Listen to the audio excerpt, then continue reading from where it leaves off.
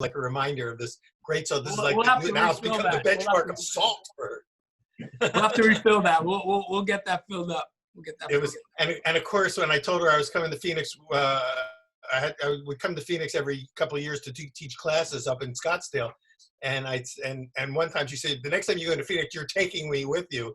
And it was only specifically so that she could come and get pizza, you know.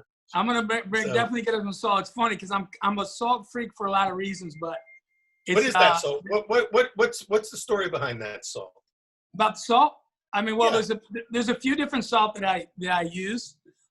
There's some that's from Marin. I've been getting some now from the Sea of Cortez. There's actually another salt that is very interesting. It's mined out in Glendale. So it's, you know, when you get a mined salt instead of a rake salt, you know, that's pretty fascinating water that was, you know, salt that was watered 2 million years ago, you know? Yeah. And that purity of it. And it'd be good for smart people to get involved in that and help us figure out, you know, the purities of that. And you know, as opposed to being raked, which I love from Tropicana. I love, you know, you know, I'm a huge, the UK has been a great inspiration for me in my life. And, you know, I always have some Maldon salt from Essex on hand. You know, so yeah, there's a lot of salt in, not in my wounds, but definitely in my heart, for sure. But that's always been kind of a trademark of your work, is that your connection to the ingredients, to, you know, to each ingredient, to every ingredient that you use. There's always something about the choices that you made that were, again, ahead of their time. I mean, you were doing this in the back of the 90s when most people were just making pizza. You were thinking through everything. Now, a lot of people are emulating that and are trying to be, you know, that thoughtful about what they're doing, which I think is a great, you know, testament to the legacy that you've helped to bring about. And I know that you'll probably be the first to say you're not the only one that's with that message, but you are certainly one that a lot of people look to as an inspiration for that. And so we spent in the first segment, we talked a lot about sort of the philosophy and the buildup and everything else, but a lot's happened since the launch of Bianco and the launch of, you know, sort of your acclaim, and you've moved on. I mean, one thing you alluded to in our last conversation was that you had childhood asthma, and somehow that came back to bite you in the butt, right? Can you talk a little bit about, for those who don't know that story, when I interviewed you, you said you make pretty much every pizza and will always be the one making the pizzas there. You had one assistant who every once in a while would get to make one, but he said, you said that was really important, that you be the one to make those pizzas. And then all of a sudden you had to pass the baton. What happened? Well, I think, there's about 4 parts of that situation, but I think, you know,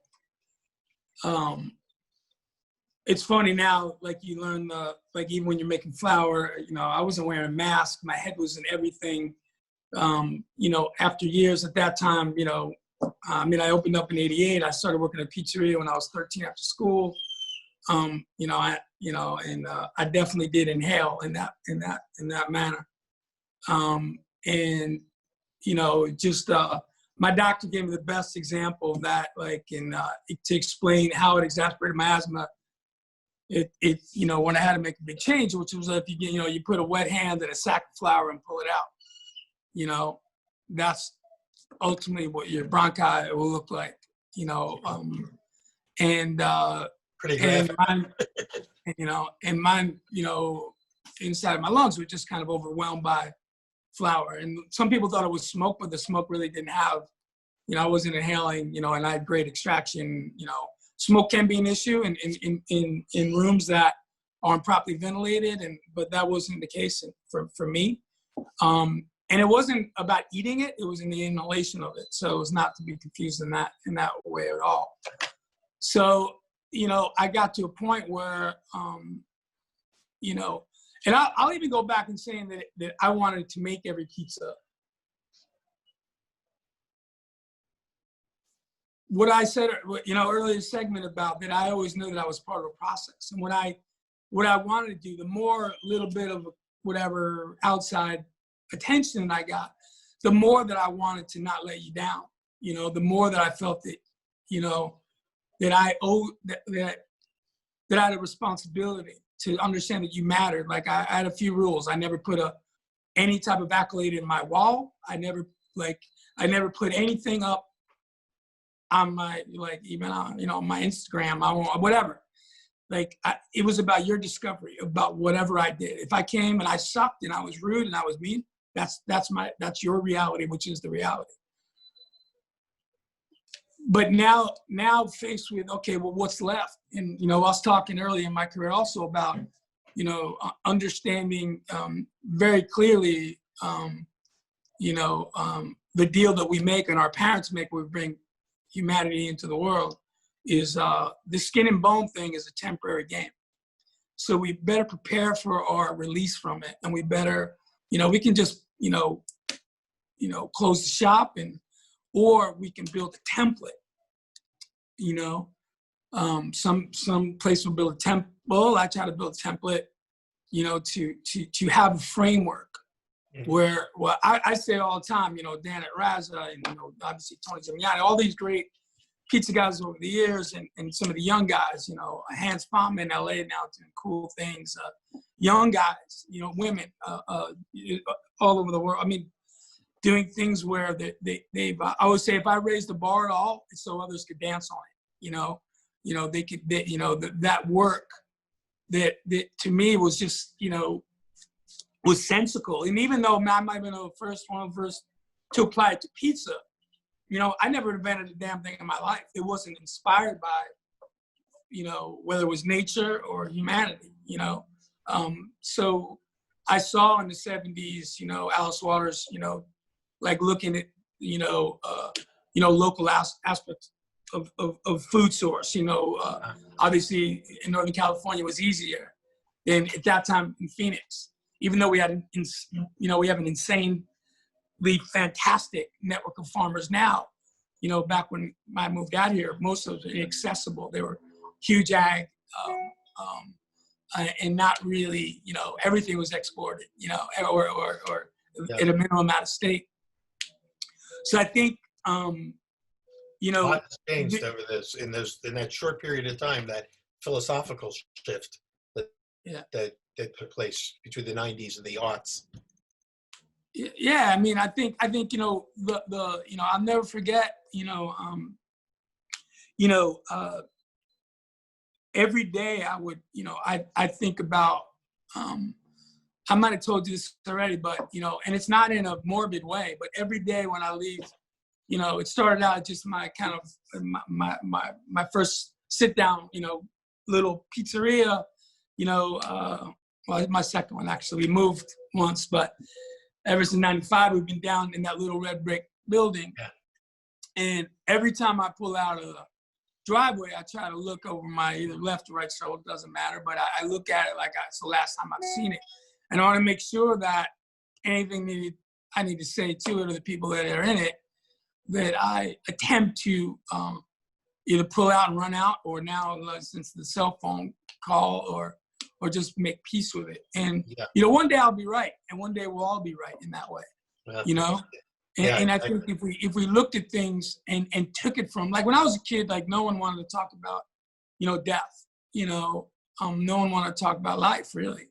They want to talk about the party, but not really cleaning up the party, essentially. Mm-hmm. And, I see like in our business, it's a collective of New Year's Eve parties, but every day we're cleaning up the next day. We're rebuilding. There's always kind of, it's kind of being born again daily. Like there's no really, there's an appreciation and a momentary celebration and gratitude for that day, but now it starts, again, and we have to reprove ourselves and everybody coming through those doors. So just to kind of close on what happened in my transition of health was I just had to make a point to, and now at 58 years old, getting married late in life, I have 3 small children, I realized that, and the one thing I'll say to any young chef that talks to him, I'll talk about,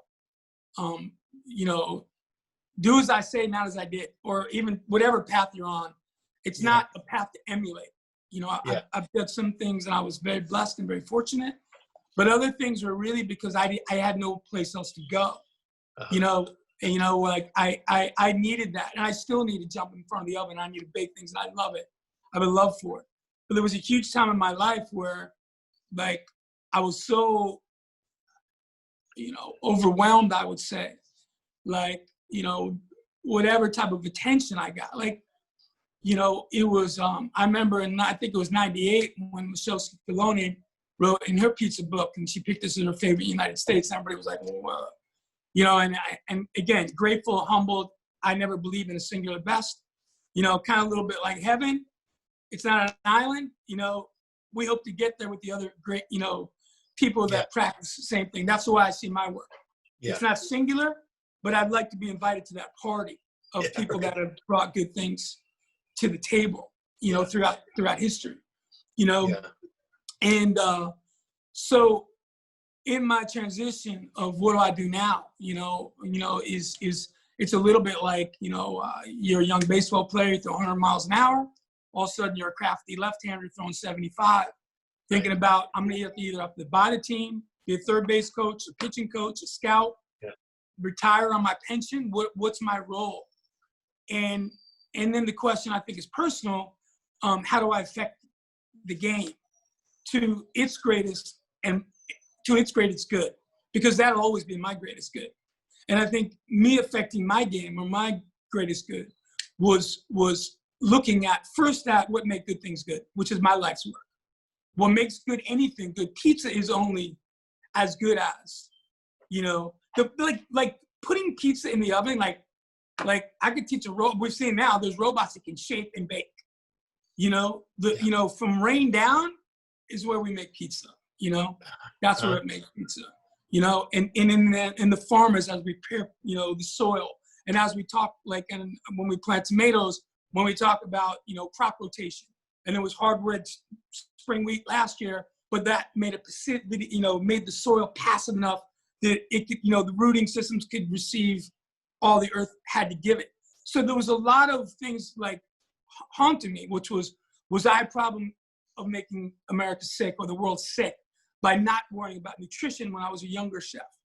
I knew about organic, I knew about good things on a surface level, but every day was a kind of a revelation of where was how and why did childhood asthma come into place? Or what we know a lot of things about it now, a lot more things about it now. A lot of it just linked to, in inner cities and our inability to be able to give children that don't have the economic means proper care or diagnosis. But there's other things, childhood obesity and all types of issues that exacerbate asthma, as we see the arc of when it affects children, usually about 4 or 5 years old, which when I got it when I was 5, when you first go to school, when you're exposed to certain things. Now again, very long story short, when I'm faced with what am I going to do, be a third base coach? Well, I already owned the team, when I grew up, the pizza guy rarely owned a pizzeria, And I think as I've researched in my own research, and we go back to, and you probably know this history better than me, but even looking at the original Lombardi's and all these, the pizzerias where I grew up, they're iconic. A lot of times, the pizza guy went to open their own place and the owner owned the pizzeria. Right. I think there's some famous picture of one had the flowers on their shoes and one didn't, and I forgot how that worked out. But there was like a lineage of and we owe I pay homage to all those great people before us and all those great pizzerias, especially in New York where I grew up. But I had to find my place, which was I did make a template. There was my life's work, and now the continuum of that is, is it the general manager of the Lakers, or is it Jerry West? Now I think he's with the Clippers, whatever. But who shapes that? Who's the archetype for that? And so what I do, whether it's in my restaurant Chado, I've an amazing young chef. Cassie Shortino was fantastic. What I try to do is illuminate what's already great about her. I sometimes, restraints, staying out of a way, hopefully mentoring in a place that's specific for that individual. We all need different type of, temperatures, when we bake bread, or make a slice of toast. We need appropriation, and we need language. Sometimes my language can be inappropriate for my kids. So I gotta temper that. But how it was the most difficult stroke of my life, which was that transition from like when I went to work, in the doors, the sign flipped at 5 o'clock before we went for lunch. I would pretty much black out almost to try to get to almost it was me and one on me. You were there. I mean, it was me and one guy. He did salads and helped me shape.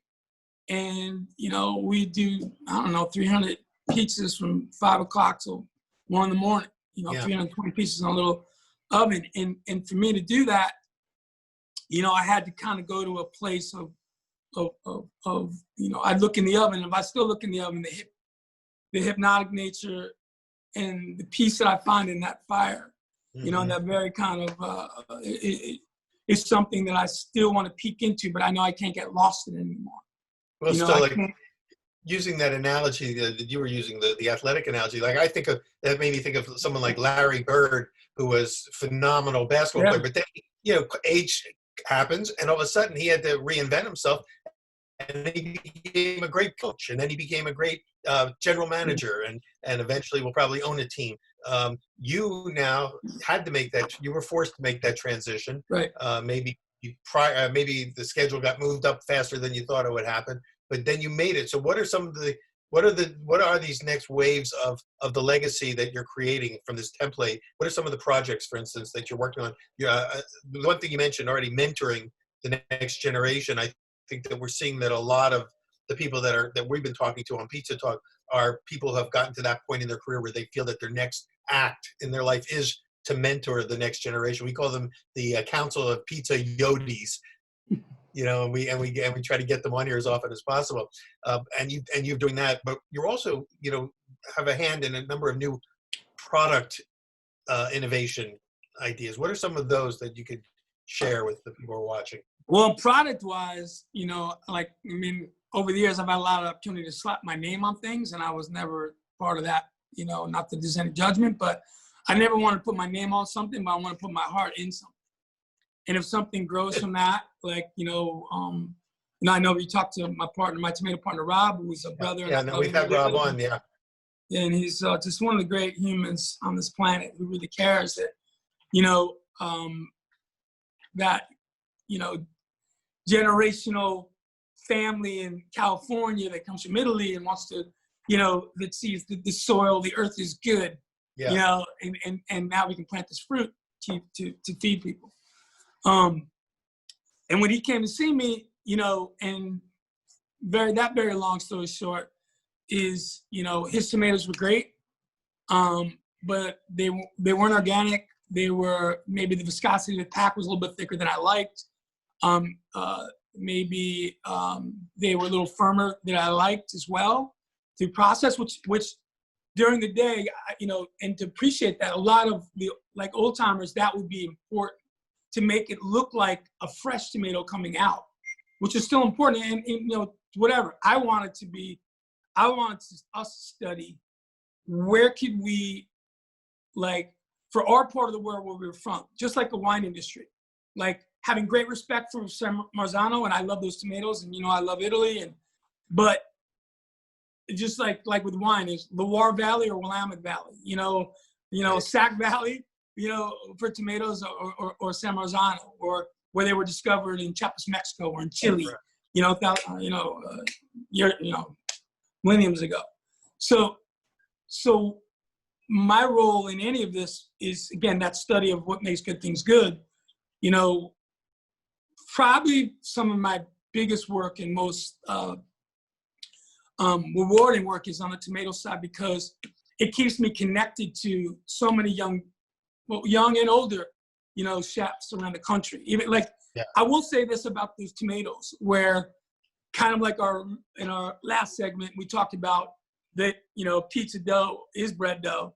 Well, pizza tomatoes are, Bloody Mary tomatoes or salsa tomatoes, or for your shashuka, whatever you want to make with tomatoes, it's they're all invited to that party. So I think, I'm sorry, go ahead. I was say, in your opinion, then, what is it about a good tomato that makes it a good tomato? What was it that you were looking for to determine that it was good in terms of your vision of what a good tomato should be? Well, I think it started out with, just like I would say, whether it's a rumor or a tomato, consider the source. Be handy again in our political systems right now, but digging into that source of, back in the day, people send you a price list and a sample, and Rob could tell you that story better, but I'm not really interested in the price list. Eventually I will be. I mean, it's got to be economically viable, but it doesn't really matter if it comes from a place of ill or a place of negligence to our earth or to the community. So I had to, even though, like I said, I respected Rob's tomatoes and they were great, what I was looking for more was as an end user. I've noticed over the years, if I didn't kind of drain off some of the water pack, like in some of the tomatoes that I was using, to really get the yield that I needed, I wouldn't be able to get the viscosity of the pack. So there were, somewhat in water juice. And when to make my tomatoes, it was real simple. I dump out a can, I put a glove on, and I just squish them up until I get to that place. And even all the pizzas we do today, we still do them all by hand, because it didn't take that much, and we make it daily. It's not something I want. I want it to be bright enough. So from a flavor profile, so what I'm looking for a tomato is, first of all, I'm looking at the earth, one of our farmers, Scott Parks, told me a great story about tomatoes. And it's something that I tell all the time. I might have said already, I apologize. But, I asked him, he's been farming in Sacramento, Sac Valley, actually in Meridian, California, Yolo County, border there. Since, the late 70s. And he said he was going to a student at UC Davis, and he graduated. He was working for a big ad company. And I asked him, well, what was that, motivation to go organic, especially in the early 80s. And he said, hey man, I just stopped getting stung by bees and I stopped seeing worms. There was nothing else I needed to know. There was no other statistics. Interesting. Very that I needed to understand. And I tell you, that to me, when I put my hand to squish a tomato, is something I think about all the time. Is those whose hands are in it might have some context. When something is different and something has changed, we need to dive into that. Well, I have an idea.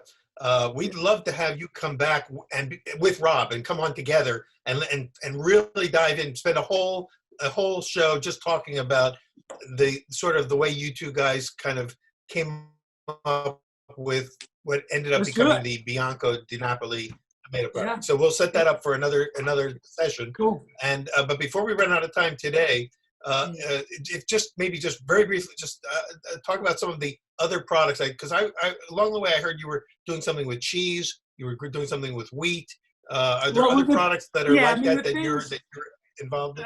On the cheese side, it's more in support of people that are using, good things. I got some calls, some cheesemakers that we're trying to help, as much as we can. Find out what we need. It's like part of, like for instance, like in Arizona, we don't have really any dairy industry that isn't a part of, the union. It's not like, let's say like California, but there's a lot of independent dairies that are just making, they're able to make like like Double Eight in Sonoma, making amazing, Double Eight Dairy in Sonoma County, they're doing amazing. I think Johnny Darsky's using their cheese from Pizza del Popolo. Love Johnny's a great guy and a great pizzeria and a great man. But there's a lot of small cheesemakers making big commitments, and then there's larger companies that are kicking tires on what we can do to save that industry. Most of my focus now on grains. Kevin Morse from Karen Spring Mills is a dear friend of mine. We use a lot of their grain. Hayden Flowers from here locally too. But the next part of grain, Anson Mills, where I get Carolina Gold rice from.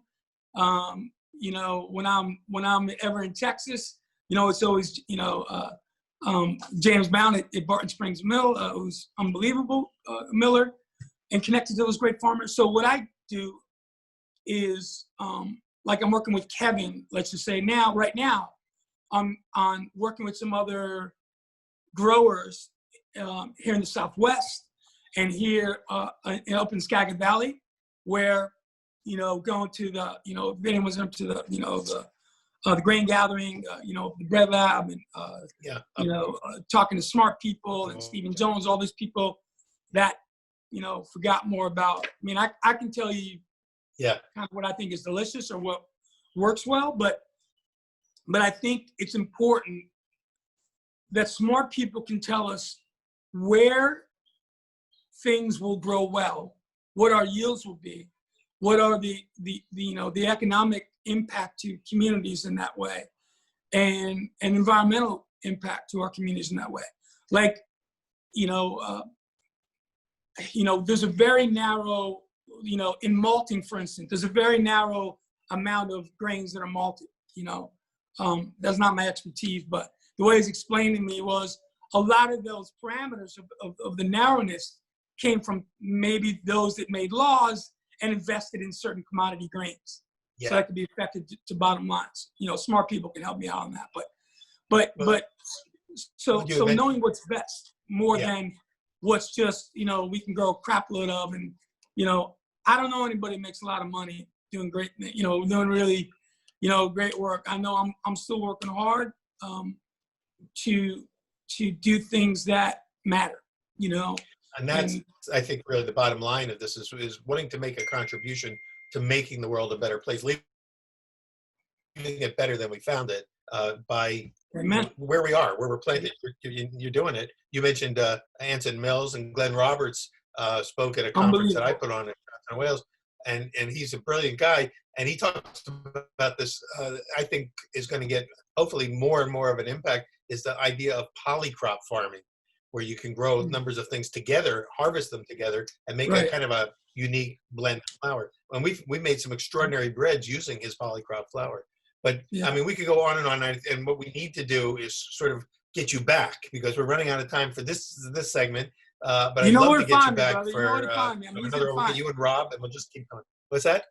I'm sorry, I didn't hear that. To find. You know that. You know where to get. Well, right now, yes. There are times when it's hard to know whether you're in LA, whether you're here, whether you're there. Yeah. But next time we get you back, we'll talk a little bit more about some of the other restaurant projects you're doing, and explore. I think I really would like to spend a whole session just exploring the idea of what makes good good, and because that's a party I want to be invited to. I'm ready. That's my big takeaway from today, is that whole notion of what is it that makes good good.